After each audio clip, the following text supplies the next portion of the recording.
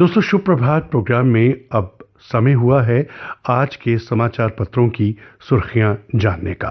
तो आइए चलते हैं न्यूज डेस्क पर।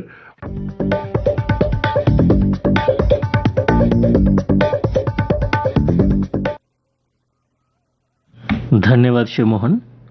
समाचार पत्रों की सुर्खियों के साथ मैं हूं विजय गोस्वामी।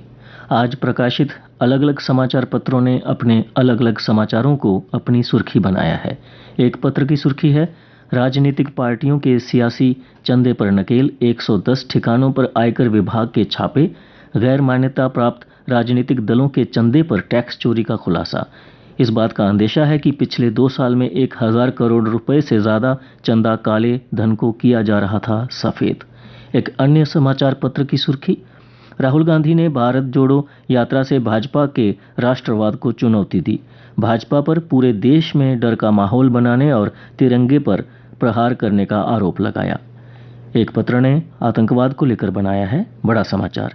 पत्र ने लिखा है, सुरक्षा बलों ने अनंतनाग मुठभेड़ में 2 आतंकियों को ढेर किया। बिजबहरा इलाके में मारे गए आतंकी अंसार गजवल उल हिंद आतंकी संगठन से जुड़ा था। एक अंग्रेजी समाचार पत्र की सुर्खी, डाउनटाउन श्रीनगर में एक समारोह को संबोधित करते हुए उपराज्यपाल मनोज सिन्हा ने कहा कि वो लोग जो युवाओं को मिसलीड करते रहे, खुद देश के बड़े शहरों में कंफर्टेबल जिंदगी बिता रहे हैं। पिछले 75 सालों में पहली बार किसी हेड ऑफ स्टेट ने डाउनटाउन का दौरा किया है। उपराज्यपाल मनोज सिन्हा ने कहा कि अब इंडियन खेल नायकों का नया पता बन गया है डाउनटाउन श्रीनगर, और डाउनटाउन श्रीनगर के खिलाड़ियों के खेल प्रदर्शन की आज पूरे देश में हो रही है चर्चा। प्रमुखता से छपा कई पत्रों का समाचार, प्रधानमंत्री school for rising India PM Shri योजना को मोदी कैबिनेट की मंजूरी, 14,597 स्कूल होंगे अपग्रेड, कैबिनेट में रेलवे की नई भूमि नीति पर भी लगी मोहर, पट्टा शुल्क हुआ 1/4। एक पत्र में प्रमुखता से छपा समाचार, बनिहाल के रामपरी इलाके में गिरे पत्थर, नेशनल हाईवे पर फंसे रहे वाहन, पत्थर गिरने से 6 घंटे बंद रहा हाईवे। कई पत्रों में छपा समाचार, जम्मू कश्मीर सरकार ने जनजातीय इलाकों में 120 स्कूलों के आधुनिकीकरण को मंजूरी दी। प्रदेश के दूर दराज इलाकों के छात्रों को मिलेगी गुणवत्तापूर्ण शिक्षा। प्रदेश में स्मार्ट क्लासरूम के लिए 72 स्कूलों को चुना गया है। आतंकियों को पनाह देने वाले 8 आरोपियों के खिलाफ चार्जशीट दाखिल की गई। नेशनल इन्वेस्टिगेशन एजेंसी ने दायर किया आरोप पत्र। जैश ए मोहम्मद आतंकियों को हर तरह की मदद देते थे। कई पत्रों में छपा समाचार, प्रधानमंत्री नरेंद्र मोदी ने वर्चुअल मोड से 7वें ईस्टर्न इकोनॉमिक फोरम को संबोधित करते हुए कहा, भारत आर्कटिक मुद्दों पर रूस के साथ भागीदारी मजबूत करने का इच्छुक है। दिल्ली दौरे के अंतिम दिन बिहार के मुख्यमंत्री नीतीश कुमार राष्ट्रीय कांग्रेस पार्टी के अध्यक्ष शरद पवार और CPI-ML के महासचिव दीपांकर भट्टाचार्य से मिले और कहा, भाजपा के खिलाफ बनेगा मेन फ्रंट, बाद में किया जाएगा नेता का फैसला। ब्रिटेन की नई सरकार से जुड़ा समाचार, भारतवंशी सुएला जो तमिल मूल की हैं और आलोक शर्मा को फिर से मंत्रिमंडल में जगह मिली है। भारत के लिए गौरव की बात। अमेरिका के राष्ट्रपति जो बाइडेन ने एक भारतीय अरुण सुब्रमण्यम को न्यूयॉर्क का डिस्ट्रिक्ट जज नामित किया है। और अब कुछ अन्य समाचारों की जानकारी आपको देंगी मेरी सहयोगी रोहिणी शर्मा।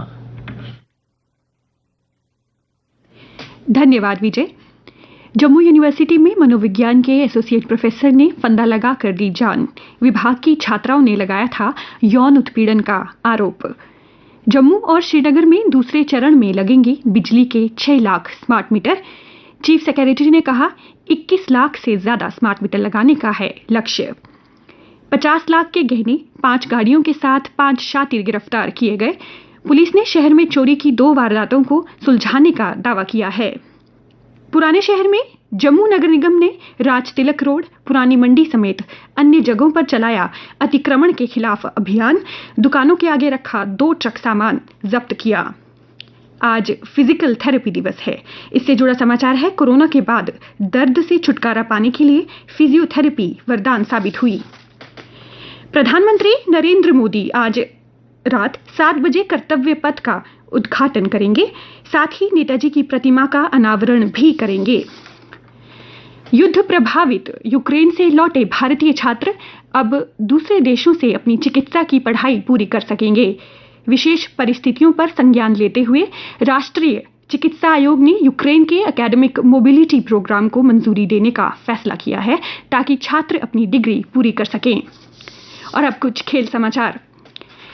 भारत की उभरती युवा shuttler Anupama Upadhyay junior ranking में विश्व की नंबर 1 बैडमिंटन खिलाड़ी बन गई हैं। वे ये उपलब्धि हासिल करने वाली दूसरी भारतीय हैं। ओलंपिक चैंपियन भाला फेंक एथलीट नीरज चोपड़ा आज डायमंड लीग के फाइनल में उतरेंगे। क्रिकेट के एशिया कप में फाइनल की दौड़ से बाहर हो चुकी भारतीय टीम सुपर 4 का अंतिम मैच आज अफगानिस्तान से खेलेगी। ये मैच आज शाम 7:30 बजे खेला जाएगा। वहीं कल हुए मैच में पाकिस्तान ने अफगानिस्तान को सुपर 4 में 1 विकेट से हरा दिया। फाइनल में अब पाकिस्तान का मुकाबला श्रीलंका से होगा। दिल्ली पब्लिक स्कूल उधमपुर की 9वीं कक्षा की छात्रा अंशिता कुडियार ने हाल ही में छत्तीसगढ़ बिलासपुर में आयोजित हुए अखिल भारतीय कराटे चैंपियनशिप में स्वर्ण पदक जीतकर जिले का नाम रोशन किया। और अब मौसम विज्ञान केंद्र के अनुसार आज जम्मू संभाग में मौसम खुश्क रहेगा। कल का अधिकतम तापमान था 33.8 डिग्री सेल्सियस और कल रात का न्यूनतम तापमान था 23.4 डिग्री सेल्सियस।